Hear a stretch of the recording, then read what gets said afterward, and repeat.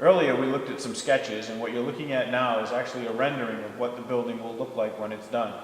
You can see here we've talked about the stone that comes up to down to the ground, and what we've actually talked about is not putting windows down to the ground here, but actually infilling this with either a panel or some more stone, so that when we have months like we do now, as you can see out there, with all that snow, there won't be any buildup on the snow.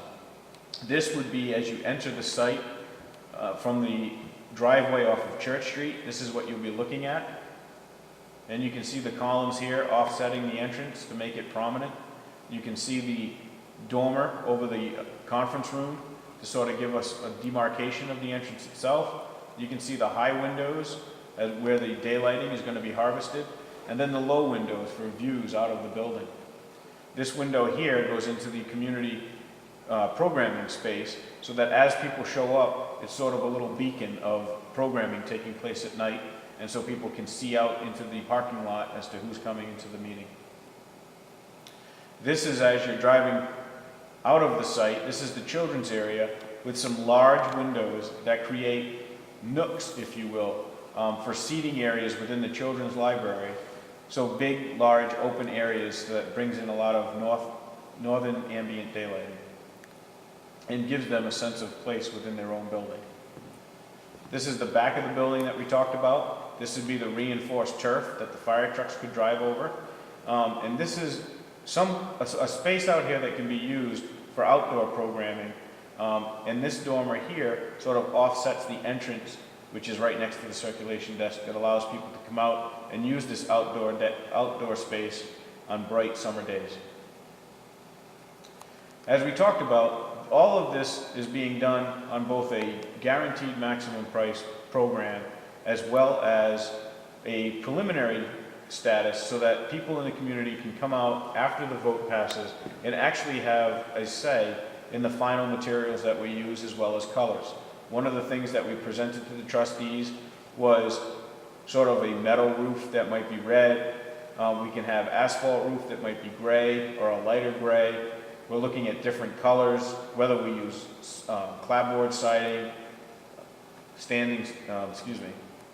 board and batten siding, or shingle siding, what colors we want for the stone, what colors we want for these accents that we have around the building, and a place to put the sign. You can see the logo on the front of the building.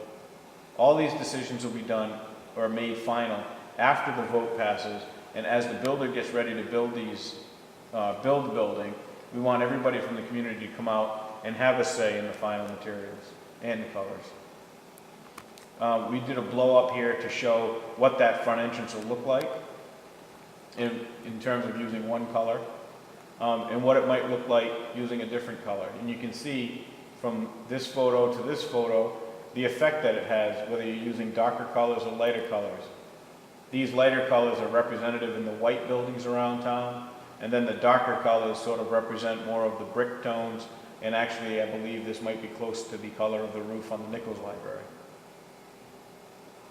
So what we're presenting here today is essentially a design that creates a library for the adults in the community, a library for the children in the community, and a community space shared by all. As Sarah talked about at the beginning of this program, essentially a community center and a community library, a place of lifelong learning for the town of Kingston.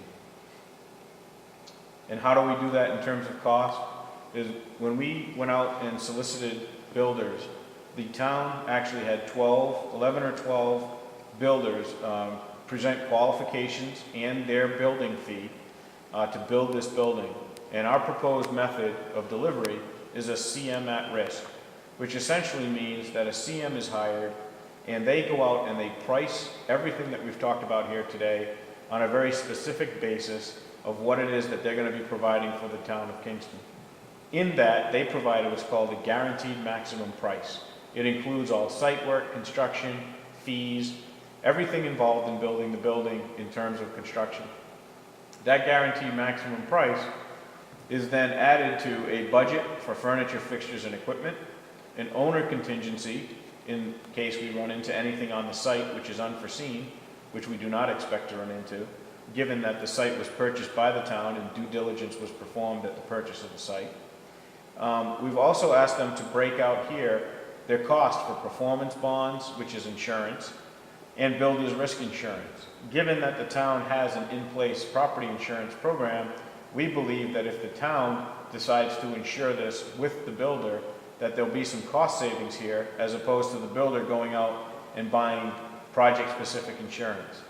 We've allowed $6,000 for a part-time clerk of the works who might be a resident of the town interested in going out on a part-time basis just to monitor and be another set of eyes out on the site for the trustees. We've allowed $7,700, which is based on a previous project that just completed, for on-site material testing, which in essence means we would get an engineer to go out to the site and review the concrete as it's being poured and actually test it to make sure it's up to spec. We've allowed $8,500 for utility connections, which is the power, the phone, the internet, and the cable TV. Again, this is based on actual data from historic information from projects that are actually built, working with Unitil, Comcast, local phone companies. And we've allowed $5,000 for the move-in of the existing books and the existing equipment from the library, of the Nichols Library, into the new library, which essentially comes to a project costing $2.2 million, which is a not-to-exceed project budget, which means two things. One, it might come in less, and any monies that are saved will remain with the town and go back to the town. And this CM at-risk process will guarantee that. And how that works is Bruss Construction was hired after reviewing 11 or 12 different candidates to give them what's called a CM fee. And so that competitive fee between the 11 or 12 companies tells the town exactly what they're going to pay Bruss Construction to manage, professionally manage this entire process. When they go out for sub-trade bids and when they go out to buy all of the materials and to hire companies to come in and do all the work, they share every one of those bids with the town. The town will see the 3 or 4 or 5 different framing contractors, for instance, and they'll see who they are, they'll check their qualifications, and they'll see what their bid prices are, so that the town is actually involved with the selection of every subcontractor and all of the materials on the job. Bruss knows from day one what their fee is, and when it comes to the end of the job, that's all that they're going to get paid. And all of the bids will be shared with the town so that the selectmen and the trustees can review everything in detail. The builder, in his pricing, has included a 2-year workmanship warranty.